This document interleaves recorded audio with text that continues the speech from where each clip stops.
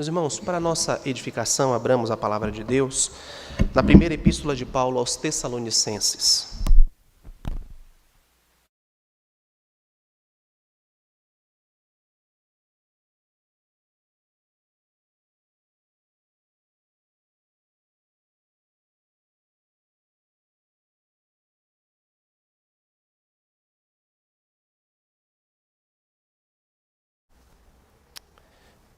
Primeira epístola de Paulo aos Tessalonicenses.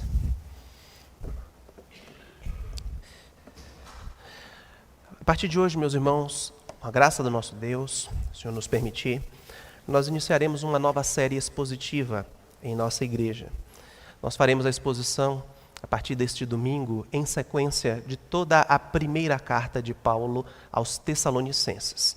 É importante sempre lembrarmos a maravilha, a grandiosidade de estudarmos uma carta em sua totalidade, embora por vezes façamos exposições em textos porcionados, como isso é uma carta que tem uma introdução, um início, um desenvolvimento e uma conclusão.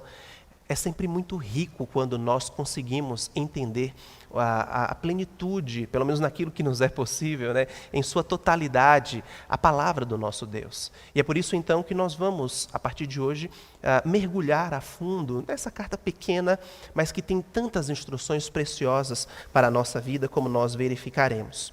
Eu conversava com a minha esposa dizendo, olha, o sermão de hoje vai ser um sermão atípico, um sermão um pouco diferente, eu espero que dê certo. Ela já fez, Eu falei, não, a igreja não está acostumada e talvez até aqueles que nos visitam possam estranhar, mas esse primeiro sermão, ele é um sermão muito mais introdutório.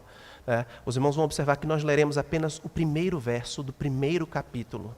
Por que é importante entendermos dessa forma? Porque existem informações no contexto dessa carta que, inclusive, já está registrado na própria Escritura. Nós não precisamos recorrer a outros materiais, estudiosos e comentaristas, senão ao próprio livro de Atos, o livro de Atos. E eu te desafio nessa semana para que você leia Atos, sobretudo Atos 16 e 17. O capítulo 17 é incrível, porque ele narra todo o contexto da plantação dessa igreja em uma cidade chamada Tessalônica. E o que nós vamos trazer aqui nessa noite é principalmente algumas informações que dizem respeito a esse contexto, para que faça sentido, para que o nosso conhecimento não esteja num vácuo. Porque se eu te perguntar, o que você sabe sobre a carta de Paulo aos Tessalonicenses, o que viria à sua mente? Então tente pensar agora, né? Quais são as informações que você tem? Talvez você já tenha feito uma leitura minuciosa em Atos dos Apóstolos e se lembre do capítulo que fale da plantação. Talvez você não saiba nem que Tessalônica é uma cidade e quais as características dessa cidade. Ou, uma pergunta que é importante, o que motivou a escrita dessa carta? Ou quem está por trás da escrita dessa carta? Se é apenas Paulo, geralmente nós falamos carta de Paulo, mas nós temos outras pessoas envolvidas na escrita e no desenvolvimento dessa carta, o motivo, o que levou essa carta a ser escrita, quais os principais assuntos, o que acontecia nessa igreja. Então, meus irmãos, tomem o sermão dessa noite como uma introdução. É claro que nós faremos sim aplicações ao final, perceberemos que mesmo no primeiro verso nós encontramos um conteúdo sólido para alimentar os nossos corações com princípios e aplicações importantes para a nossa vida hoje, mas grande parte será apenas para trazer aos irmãos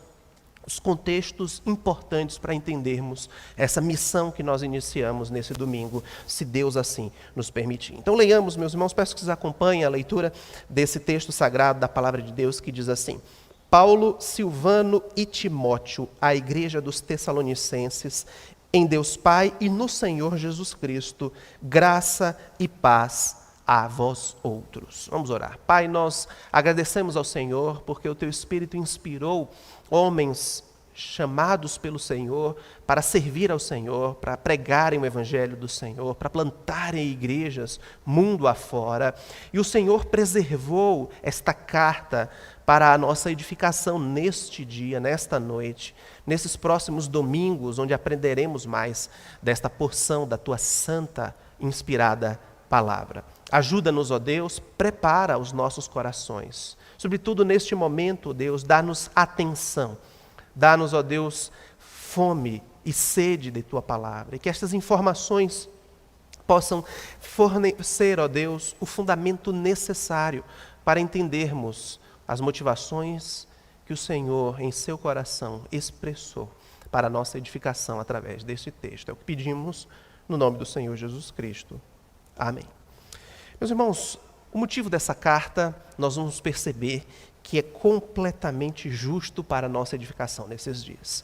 Paulo escreveu 2 cartas à igreja em Tessalônica, aquelas que nós chamamos geralmente de primeira carta aos Tessalonicenses e segunda carta aos Tessalonicenses. E essas cartas foram escritas a crentes recém-convertidos que se estabeleceram em uma cidade chamada Tessalônica, da qual nós falaremos um pouco mais à frente. Não é muito comum para nós brasileiros conhecermos naturalmente, a não ser que você seja uma pessoa curiosa, um estudante de história e geografia, que tenha bastante informações sobre Tessalônica. Para nós não é como Guarulhos, que está aqui ao nosso lado. Nós estamos falando de uma cidade muito distante da nossa realidade. Essas 2 cartas foram endereçadas a novos convertidos, tanto gregos que conheciam um pouco do judaísmo e se converteram à pregação verdadeira do Evangelho, quanto judeus que receberam a palavra do Senhor, aqueles que foram eleitos antes da fundação do mundo e foram incluídos à família da fé. Mas o desafio, meus irmãos, de entendermos essa carta é mergulharmos no contexto em que ela foi escrita. Aquelas pessoas que se converteram ao Evangelho de Cristo sofriam várias influências da cultura grega, o ambiente onde eles viviam. Então, um dos principais desafios do apóstolo Paulo era ensinar esses novos crentes a viverem de acordo com uma ética cristã e não com uma ética grega. A ética grega, como nós sabemos, meus irmãos, é imoral, é libertina, permite que as pessoas façam o que elas bem entender, não tenham princípios, valores. E como nós sabemos, embora o Evangelho não seja apenas conjuntos de valores morais, ele inclui também moralidade com respeito à sexualidade, moralidade com respeito à convivência com as pessoas, à ética, ao comportamento, aos pensamentos, ao coração. Então, o que tornou um desafio para o apóstolo Paulo foi enfrentar não apenas a força de uma cultura grega, cultura dominante, quando nós começamos os nossos estudos, tanto na escola quanto na universidade. Mesmo que você não estude direito ou filosofia, você tem que entender, você tem que estudar um pouco do pensamento grego, da influência do helenismo na história da humanidade. Não tem como fugir. E hoje, grande parte da nossa cultura continua sendo influenciada. Se você fizer um curso de direito, se você fizer um curso de filosofia, entre tantos outros cursos, é importante você entender, porque ali nós temos o berço de grandes pensadores. E não apenas isso, meus irmãos. Se as influências fossem apenas filosóficas, fossem apenas acadêmicas, se as dificuldades fossem apenas dessa natureza, nós teríamos um problema, mas nós não teríamos um grande problema. O grande problema se deu por causa da perseguição física que os crentes sofriam em Tessalônica por seguirem o Senhor Jesus Cristo. Então, a tarefa de Paulo se deu de forma ainda mais intensa, porque os crentes que recebiam o Senhor Jesus Cristo eram perseguidos, eram violentados, eram oprimidos por causa da sua crença. Então, uma intensa perseguição alcançou a esses crentes que antes tinham uma vida normal, tranquila, mas a partir do momento que passaram a seguir a Jesus Cristo, tiveram as suas vidas ameaçadas. A tarefa de Paulo aumentou ainda mais, meus irmãos, quando eles passaram a desenvolver um problema teológico. Qual era o problema teológico? O problema dos tessalonicenses era uma apreensão, um medo, uma incompreensão e uma especulação em torno do retorno do Senhor Jesus Cristo. Quando eles perceberam que a pregação do Evangelho apontava para a volta do Senhor Jesus Cristo, eles tiveram uma grande dúvida. Quando Jesus Cristo vai voltar? Como Jesus Cristo vai voltar? O que aconteceu com aqueles que morreram antes do retorno do Senhor Jesus Cristo? Veja, eles estão falando em retorno, algo que ainda não aconteceu. E se eles morrerem antes de Jesus Cristo voltar, os que estão mortos vão conseguir acompanhar o retorno do Senhor Jesus Cristo? Então, eles desenvolveram muita especulação, muitas dúvidas acerca da volta do Senhor Jesus Cristo. Eles sabiam que Jesus Cristo voltaria, mas eles não tinham certeza quando isso aconteceria, como isso aconteceria e o que é que esse retorno significaria para os vivos e também para os mortos. Então, se percebermos, os capítulos 4 e 5 tratam apenas sobre isso, quando Paulo diz, olha, não quero que vocês sejam ignorantes quanto aos que estão mortos, porque num abrir e piscar de olhos, todos contemplarão. Então, Paulo visa confortar os crentes em Tessalônica, porque todos eles vão participar do grande evento da história da humanidade, que é o retorno do Senhor Jesus Cristo. Então, sem saber o que eles esperariam acerca do Senhor Jesus, eles ficavam muito receiosos, desconfortáveis. Então, essa ideia de que Jesus Cristo voltaria não estava trazendo o conforto que naturalmente nós somos confortados, por sabermos as informações com respeito ao retorno do Senhor Jesus Cristo por causa dessa carta. É por isso que essa carta caminha muito paralelamente com o livro de Apocalipse.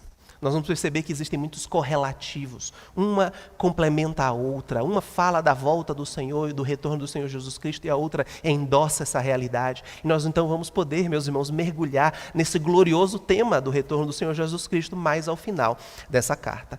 E quais são os paralelos que nós encontramos do contexto em que essa carta foi escrita com o contexto que nós estamos vivendo em nossos dias? Primeiro, existe muito interesse e muita especulação sobre a volta de Jesus.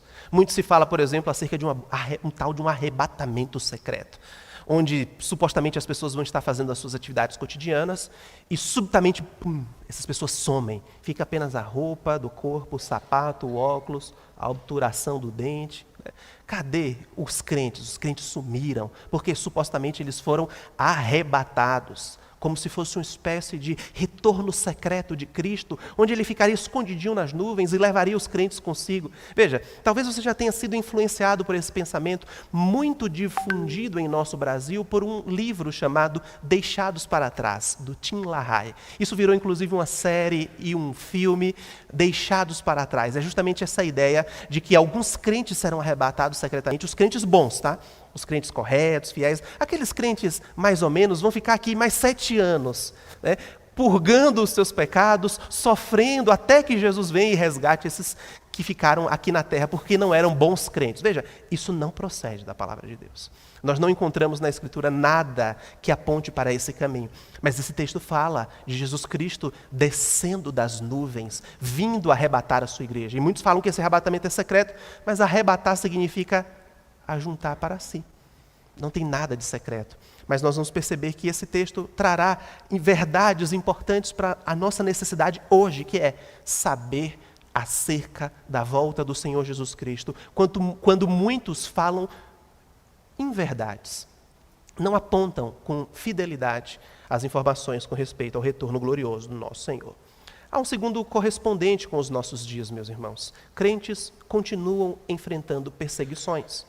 Veja, talvez a perseguição não seja física no Brasil, mas nós sabemos que pelo menos 80 países perseguem os cristãos fisicamente. Se você abrir o site em sua casa do Portas Abertas, uma agência missionária que fala sobre a igreja perseguida, você vai perceber que eles fazem um ranking dos 50 países que mais perseguem cristãos. E eles colocam um ranking ali de perseguições mais intensas e menos intensas. E você vai perceber que na América do Sul nós temos países que perseguem com intensidade os cristãos. Você já ouviu falar da perseguição dos crentes na Colômbia? Está aqui, pertinho da gente. Você já ouviu falar da perseguição dos crentes que acontecem no México? Mas pastor, o México é um país aberto para o turismo, Acapulco, Cancún, cidades que são conhecidas por receberem pessoas, mas você sabia que o narcotráfico ali no México não permite o desenvolvimento do cristianismo evangélico? E eles já tomaram as forças políticas daquela nação. Um estado paralelo foi desenvolvido por causa do poder das drogas, de modo que o cristianismo, a plantação de uma igreja evangélica, uma igreja presbiteriana, é extremamente desafiador naquele país. Não está tão distante da nossa realidade. Então, crentes ainda sofrem. Talvez no nosso país, meus irmãos, a nossa perseguição, talvez não, certamente a perseguição em nosso país é muito mais ética, é muito mais com respeito aos princípios que nós sustentamos. Ouse você, e eu desafio para que você ouse mesmo, defender princípios e valores bíblicos. Não é uma pauta política, mas princípios e valores bíblicos em uma universidade, em um curso de pós-graduação, mestrado e doutorado. Afirme verdades bíblicas com respeito à família, com respeito a gênero, com respeito àquilo que a Escritura diz quanto à preservação da vida, com respeito ao aborto. Ouse você levantar as bandeiras bíblicas em ambientes como estes e você vai saber o que é perseguição. Você vai saber o que é ninguém querer fazer trabalho em grupos com você, você vai saber o que é que o professor fará para tentar te prejudicar ou até mesmo fazer com que você não assista mais à sua aula. Então nós enfrentamos desafios correspondentes em nossos dias, se tentarmos aplicar em nossas vidas uma ética verdadeiramente cristã. E eu não estou falando, mais uma vez, nada de comportamento social ou político, senão seguir os ensinamentos do nosso Senhor Jesus Cristo diariamente. Ou seja, reconhecendo que existem paralelos importantes entre aquela época e os nossos dias, qual é a utilidade dessa carta? Como que ela se aplica à sua vida? Essas são questões que nós responderemos a cada domingo a partir de hoje. Por isso que hoje também é um convite para que você não falte daqui para frente, para que você consiga em sua vida entender melhor a carta de Paulo aos Tessalonicenses. Para isso nós precisamos inicialmente fazer alguns destaques que eu quero trazer nessa noite com respeito à cidade de Tessalônica. Nós não podemos, meus irmãos, entender a carta de Paulo a uma igreja em Tessalônica, se nós não entendermos o contexto da própria cidade. Porque você vai observar que nós temos a origem desses irmãos logo no verso que nós iniciamos a leitura. Paulo, Silvano e Timóteo, a igreja dos Tessalonicenses. Então essa é uma carta específica para um povo específico. Pastor, então qual é a utilidade dessa carta para os crentes em Tucuruvi? Paulo precisaria ter escrito uma carta aos crentes em Tucuruvi? Veja, o que nós encontramos aqui, meus irmãos, é a palavra de Deus, inspirada e preservada para a edificação de todos os crentes em todas as épocas e em todas as regiões. Mas nós temos que entender quais são as peculiaridades, quais são as informações que eles estavam vivendo. E com estes princípios entendermos que nós temos essas mesmas dificuldades, desafios e transpormos essa carta para a igreja de Tucuruvi. E é isso que nós faremos a partir de hoje. Entendermos que o Deus é o mesmo ontem, hoje e o será para sempre. E dificuldades que irmãos passaram no passado são as mesmas dificuldades que nós ainda enfrentamos. A cidade de Tessalônica foi uma cidade muito famosa no Oriente Antigo. Talvez você deva se lembrar do Império Macedônico, das aulas de história. Filipe o Grande e Alexandre o Grande foram aqueles que desenvolveram esse Império Macedônico. E a cidade de Tessalônica foi a cidade mais importante desse Império Macedônico. O que é que nós conseguimos entender olhando para a história? Era uma cidade onde as rotas comerciais naturalmente passavam por ela. Então era um rico centro comercial, especiarias, tecidos, metais preciosos, temperos, coisas de todos os tipos tinham e encontravam-se ali em Tessalônica. Quando nós pensamos do ponto de vista religioso, o que é que eles professavam? Quando nós encontramos essa realidade de muitas pessoas, de muitas regiões, de muitas culturas, de muitas línguas, passando por uma cidade, nós conseguimos perceber que ali certamente tinha o quê? Sincretismo religioso, ou seja, como uma cidade grega, fundada dentro desse grande império macedônico. Os cultos e as religiões gregas eram tradicionais, as tradições filosóficas eram bem representadas, mas nós temos, irmãos, elementos que intensificam ainda mais o politeísmo dessa cidade, os muitos deuses que eles adoravam, porque nós tínhamos ali uma devoção ao imperador romano, o culto ao imperador, o culto à figura do César. E nessa cidade, uma moeda foi cunhada com a face de César em homenagem a essa suposta divindade. O imperador romano era considerado como uma espécie de Deus, e eles adoravam esse imperador. Não apenas isso, quando nós estudamos a história, nós percebemos que ali foram encontrados templos a deuses egípcios, como Ísis e Osíris. Ou seja, uma série de religiões, uma série de falsos deuses, e todos eles tinham seu espaço ali. Então você deve se perguntar, nós tínhamos espaço também para o cristianismo, já que eles eram tão politeístas e aceitavam tantas religiões? O problema, meus irmãos, é que o cristianismo prega a exclusividade do nosso Deus. O problema para eles, né, é que nós não aceitamos a mistura da religião cristã, bíblica e verdadeira com outros deuses. O sincretismo religioso não faz parte da nossa característica. E há um detalhe que gerou muito problema para essa igreja. O fato de que eles pregavam o evangelho que dizia que somente Deus deveria ser adorado. Não deveriam adorar o imperador. Eles não deveriam dobrar os seus joelhos à figura do imperador romano. Então, atacar o culto ao imperador, fazer reivindicações de que só Jesus deveria ser louvado, só Jesus deveria ser adorado, de que eles não deveriam adorar nenhuma outra divindade, era recebido pelos tessalonicenses, pelos moradores daquela região, como uma provocação, como um ataque. Então, quando o evangelho surgiu naquela região dizendo que somente Deus deveria ser adorado, os tessalonicenses rejeitaram e disseram: estes homens estão causando problemas. Por quê? O culto e a política eram completamente misturados. Então, as pessoas de alto escalão também eram consideradas como pessoas quase como sacerdotes. E eles se sentiam ofendidos quando os crentes pregavam o evangelho dizendo que só Deus deveria ser honrado, só Deus deveria ser adorado. Então, pregar o cristianismo num ambiente de sincretismo e num ambiente que trazia a figura do culto ao imperador trouxe muitos problemas aos crentes. E eu quero que você enxergue esses problemas com seus próprios olhos. Abra sua Bíblia, por favor, no livro de Atos dos Apóstolos, capítulo 17, onde nós teremos aqui um gostinho daquilo que esses crentes passaram no desenvolvimento dessa igreja. O título da sua Bíblia, que foi editado por algum ser humano, Paulo e Silas em Tessalônica, aponta justamente para aquilo que nós veremos em Atos 17, a partir do seu primeiro versículo. Diz assim: tendo passado por Anfípolis e Apolônia, chegaram a Tessalônica, onde havia uma sinagoga de judeus. Então, os judeus adoravam ali, tinham o seu espaço ali, como eu falei, por conexões políticas, por envolvimentos políticos, por recursos que eles possuíam.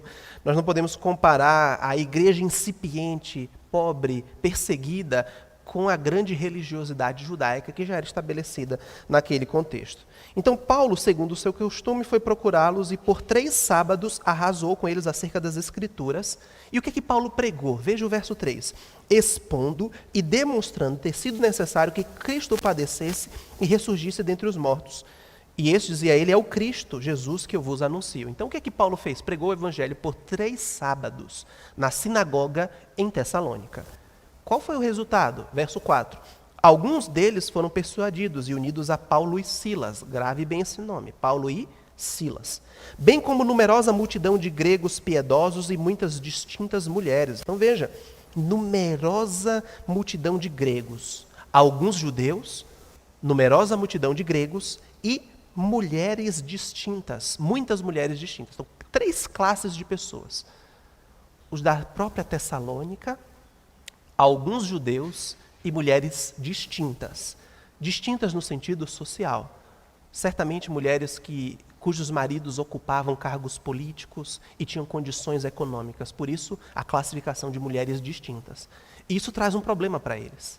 Porque eles alcançaram pessoas que estavam envolvidas com a alta posição política. E vejamos o que aconteceu com essa igreja. Verso de número 5. Os judeus, porém, movidos de inveja, trazendo consigo alguns homens maus dentre a malandragem, ajuntando a turba, alvoroçaram a cidade e, assaltando a casa de Jason, procuravam trazê-los para o meio do povo. Então, movidos de inveja, criaram aqui um motim para tentar pegar Paulo e Silas.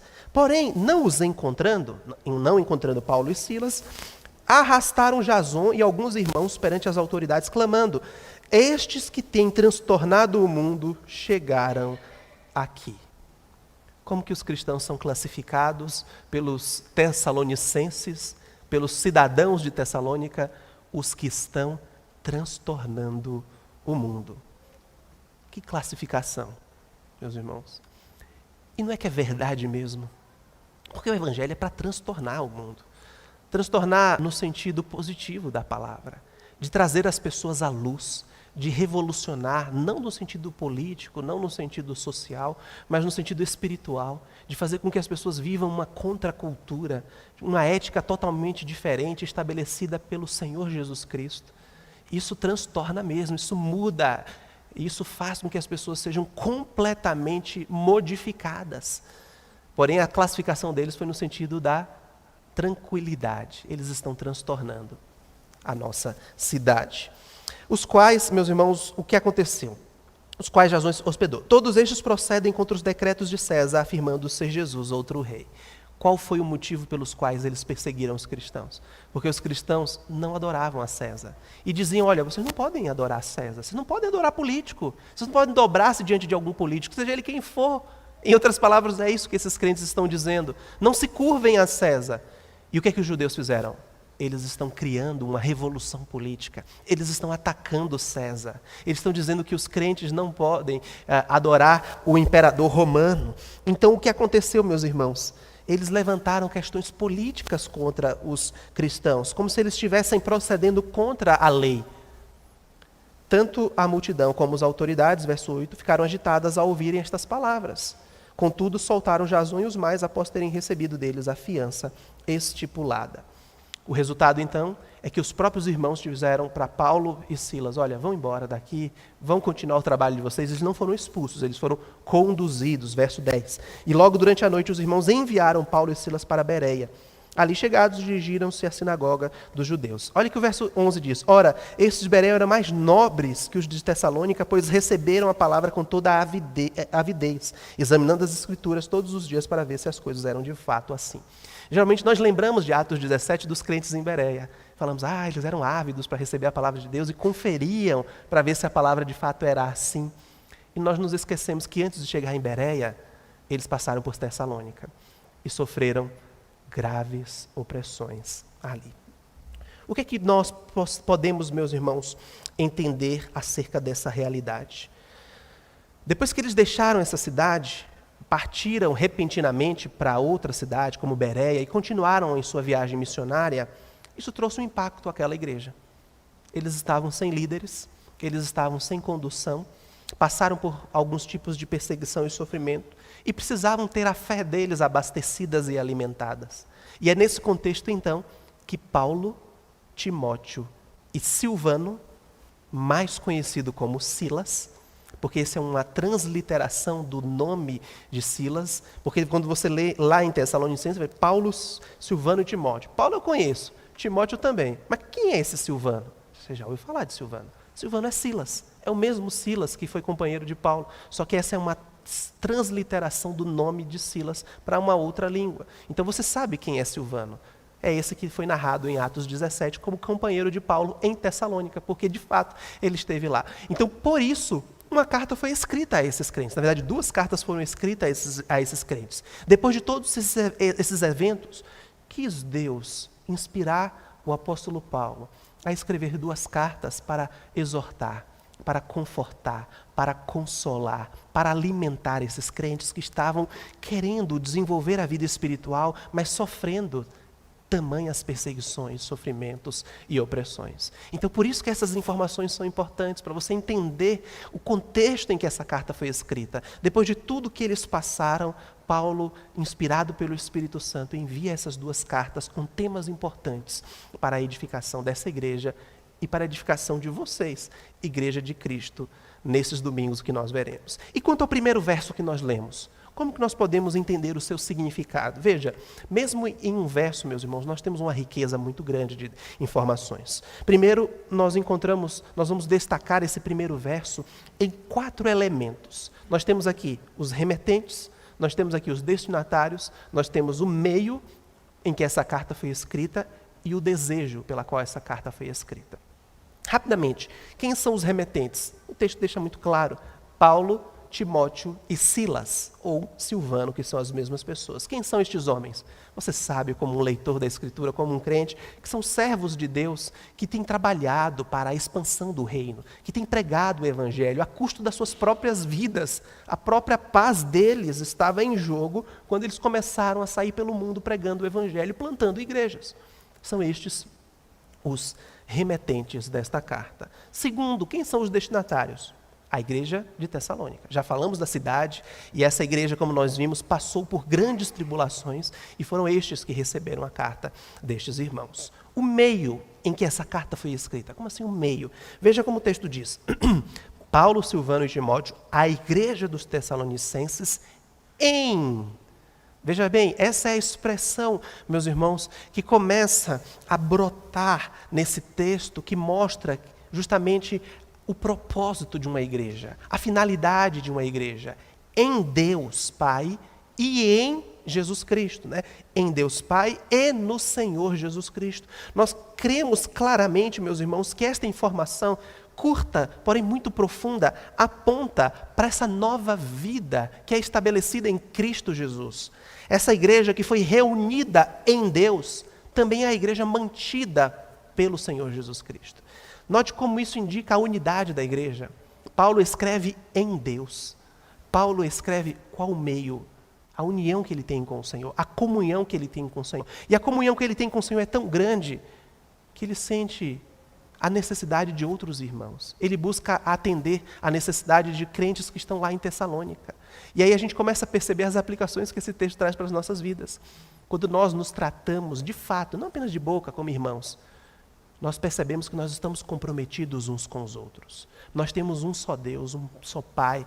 Ele é quem cuida das nossas vidas e nós somos irmãos uns dos outros. E nós estamos unidos por essa família da fé. Isso faz com que nós entendamos que uma necessidade de um irmão é uma necessidade minha também. Paulo, em Deus e no Senhor Jesus, se sentiu movido para ajudar estes irmãos. Não apenas esteve lá, mas também agora escreveu uma carta para pastoreá-los. Em Deus, porque sem Deus a igreja não existe. Em Cristo, porque sem Cristo a igreja não se mantém. Então Paulo enfatiza aqui o fundamento da igreja, para que nós percebamos que há uma distinção entre a igreja de Cristo em Tessalônica e qualquer clube social, clube de leitura, clube de filosofia, clube de adoração ao imperador César.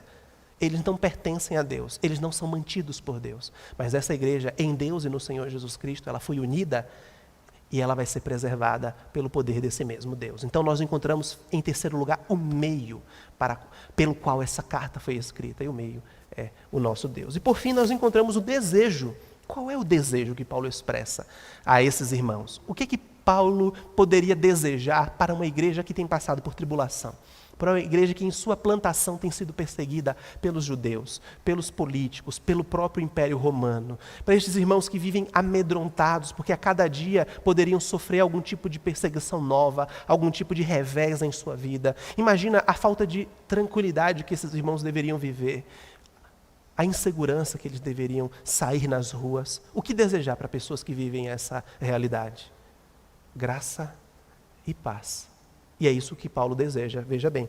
Paulo, Silvano e Timóteo, a igreja dos Tessalonicenses em Deus e no Senhor Jesus Cristo, graça e paz a vós outros. Assim nós temos a última parte do desejo do apóstolo Paulo. Deus é a única fonte de graça. Paulo sabia disso, que a graça de Deus lhe bastava. Ele aprenderia que o poder de Deus, por meio da sua graça, lhe seria suficiente. E é por isso que ele deseja que todas as ações salvíficas, generosas e protetoras do Senhor, por meio da sua graça, fosse derramado àqueles irmãos que estavam vivendo com as suas vidas ameaçadas. E não apenas isso, meus irmãos, ele desejou paz. Paz, como nós sabemos, não é a ausência de conflitos. Porque senão Paulo estaria desejando algo que eles não poderiam experimentar, uma vez que eles viviam sob conflitos. Paz diz respeito à posição que nós ocupamos diante de Deus. Ou se nós somos reconciliados, ou se nós somos inimigos. Só existe essa perspectiva cristã acerca de paz. Paz não é a ausência de conflito, grave muito bem isso no seu coração. Paz é a sua posição. Se você é reconciliado com Deus, você está em paz com Deus. Se você não entregou a sua vida ao Senhor, crendo em Cristo como seu único e suficiente Salvador, você ainda é inimigo de Deus. Jesus Cristo deixou isso muito claro. Quem comigo não ajunta, espalha. Quem não é comigo é contra mim. Não existe uma neutralidade, não existe ficar em cima do muro, não existe uma terceira via dos simpatizantes. Gosto de Jesus, mas ainda não entreguei a vida a Ele. Não existe essa opção. Ou você está com Cristo ou você é contra Cristo. E para aqueles que estão em Cristo, eles estão posicionalmente em paz com Deus. Eles foram reconciliados. Ou seja, eles estão salvos da ira de Deus. Ira que vocês vão perceber, meus irmãos, que é falada aqui nesse texto. No final do verso número 10, ele diz: para aguardardes do céu o seu Filho, a quem ele ressuscitou dentre os mortos, Jesus que nos livra da ira vindoura. Paz é justamente ter essa convicção de que nós somos livres da ira de Deus, que será derramada por aqueles que não estiverem em paz com Deus, posicionalmente. Então é isso que Paulo deseja àqueles crentes: beberem da graça de Deus e experimentarem da maravilha de estarem em conflito, sendo ultrajados, mas ainda assim entenderem que posicionalmente eles estão em paz com o Senhor. E é isso que nós precisamos para as nossas vidas, meus irmãos: graça e paz. É por isso que assim nós começamos o nosso culto e enfatizamos todas as vezes: graça e paz, meus irmãos, porque nós precisamos saber que recebemos um favor imerecido e urgente, que foi a salvação graciosa de Deus, mas também o fato de que você pode ter vindo nessa noite a este culto com os piores problemas possíveis, em sua saúde física, em sua saúde espiritual, emocional, com problemas acontecendo e pipocando de todos os lados, mas ainda assim eles não são suficientes para tirar a sua paz com Deus, porque isso diz respeito a uma posição que Jesus garantiu para você ali na cruz, e as circunstâncias dessa vida não podem tirá-lo dessa paz. Porque é a paz que Deus concede. Jesus Cristo diz: não vou lá dou como o mundo a dá. Não se turbe o vosso coração. Deixo-vos a minha paz vos dou. Mas há uma última aplicação, meus irmãos, que chama a atenção às nossas vidas esse texto e se aplica especificamente à Igreja Presbiteriana de Tucuruvi. Ou a você que me ouve nessa noite também, esse texto é um convite a pensarmos sobre a liderança cristã. Perceba que esse texto, mesmo que incipientemente, fala de 3 homens que dedicaram as suas vidas, pagaram um alto preço de perderem a sua paz, no sentido humano, e ganharem a paz com Deus, obviamente, mas que dedicaram as suas vidas a despeito de tantas perseguições e lutas. Paulo, como nós sabemos, foi dado como morto. Paulo e Silas foram presos e cantavam nas prisões. À noite, o carcereiro, estranhando o que estava acontecendo, estes homens estavam glorificando a Deus pelo privilégio não apenas de seguir a Jesus, mas de sofrerem por Jesus. Esse texto fala muito, meus irmãos, também sobre a liderança cristã. As igrejas verdadeiramente cristãs são constituídas por lideranças. Biblicamente, essas lideranças possuem a sua origem em Cristo, que chamou 12 homens. Um deles foi o traidor. Mas Cristo chamou 12 homens para serem seus discípulos. E depois a esses 12 homens, Jesus Cristo deu poder para instituírem o desenvolvimento da sua igreja. E a igreja se desenvolveu, e nós podemos ver isso no Novo Testamento. E no Novo Testamento fala de 2 ofícios que foram estabelecidos por esses apóstolos, autorizados por Cristo, para continuarem conduzindo a sua igreja. Jesus subiu e deixou esses homens conduzindo a sua igreja. E quais são os únicos 2 ofícios que nós temos? Presbíteros e diáconos. Embora bispos apareçam no Novo Testamento, e é uma palavra semelhante a presbítero, pastor apareça no Novo Testamento, mas a função é de presbítero. Presbítero e diácono, pastor e presbítero são o mesmo ofício. Na Igreja Presbiteriana do Brasil, nós temos presbítero docente, que é o pastor, e presbítero regente, que são os presbíteros. Ambos escolhidos pela igreja ou pelo conselho, pelo presbitério, são eleitos para exercerem a mesma função, o pastorado, embora essa função seja dividida em funções diferentes. O pastorado, o presbítero docente, e o presbiterado, o presbítero regente. E a outra função é o diaconato. E nós devemos perceber que, biblicamente, não há hierarquia espiritual. O diácono é superior ao pastor, o pastor é mais importante que o presbítero é mais importante que o diácono. Ambos foram estabelecidos por Deus para cumprirem funções, embora diferentes, mas são da mesma posição, são crentes pecadores. Juntamente com todos os crentes que ocupam a igreja, não há distinção de superioridade moral, de superioridade espiritual. A distinção diz respeito apenas ao cumprimento de ofícios, que são diferentes. Isso faz com que nós pensamos, meus irmãos, a importância de termos líderes chamados pelo Senhor e ocupando essas funções. Quanto mais líderes verdadeiros e bíblicos nós temos, que representam os interesses de Cristo e não os seus interesses pessoais, consequentemente nós teremos uma igreja tendente a ser saudável. Então, uma igreja que escolhe os seus líderes dentro do seu povo, e enxerga nesses líderes o potencial que a própria Escritura diz, essa igreja tende a ser saudável. Por quê? Porque quanto mais uma igreja se concentra em poucos líderes, seja uma pessoa, duas, menos saudável essa igreja tende a ser. Sobretudo aquelas igrejas, falando agora de outras igrejas, de outras denominações, que tem um dono, que é aquele líder máximo, que se ele morrer, talvez aquela igreja acabe. Eu costumo dizer que na igreja presbiteriana, se eu morrer hoje, amanhã na reunião de oração já tem uma pessoa dando estudo no meu lugar, tranquilamente. Um presbítero, um seminarista. A igreja não precisa, não é dependente da figura do pastor. O pastor é importante como um facilitador, cumprindo o seu papel biblicamente. Mas se eu morrer hoje, meus irmãos, e estiver com o Senhor Jesus Cristo, essa igreja vai continuar. Quantos pastores passaram ao longo desses 57 anos? Morreram, foram para outras igrejas e a igreja continua sustentada pelo Senhor. Mas nós ainda carecemos desse compartilhar de lideranças, para que nós não incorramos em 3 grandes pecados que tentam a liderança da igreja. O orgulho de estar em destaque, o amor ao poder e o terceiro, não prestar contas às pessoas. Quando a igreja começa a ficar nas mãos de uma pessoa, 2 pessoas, de poucas pessoas, essas 3 tentações se intensificam. Elas são destacadas, elas recebem muito poder e elas se sentem como se não precisassem prestar contas, porque não tem outras pessoas com quem elas compartilham o poder, o destaque e a satisfação dos seus trabalhos. Graças a Deus, no nosso sistema bíblico e presbiteriano, nós prestamos satisfação a um presbitério, um conjunto de pastores e presbíteros, depois ao sínodo, um conjunto de pastores e presbíteros, depois o grande concílio da nossa igreja. Nós sempre prestamos relatórios financeiros, relatórios espirituais, e essa é uma tendência que igrejas não têm em nossos dias, dar contas de tudo que entra, de tudo que sai financeiramente, para que a igreja tome conhecimento e saiba que essa é uma igreja correta financeiramente, que administra os recursos com transparência, sem nenhum tipo de escândalo no corpo de Cristo. Por isso que uma equipe de liderança oferece vantagens importantes para uma igreja. Responder a outros membros de uma equipe, e até mesmo quando um desses líderes cai em um grave pecado moral, essa igreja continua de pé. Mesmo nesses casos em que ocorre uma falha relevante de um líder, a presença de uma equipe, ao invés de um único indivíduo, reduz a probabilidade de estragos na igreja. Quantos de nós já ouvimos falar de igrejas que eram lideradas por uma pessoa, 2 pessoas, essa pessoa foi pega em um grave pecado, desvio financeiro, grave imoralidade, a igreja acabou. Por quê? Porque não tinha outro líder. Então o grande desafio, meus irmãos, não é simplesmente encher a igreja de líderes, pegar e de batelada, dar ofícios a estes homens, mas ter pessoas chamadas por Deus, capacitadas pelo Espírito Santo e dispostas a liderarem.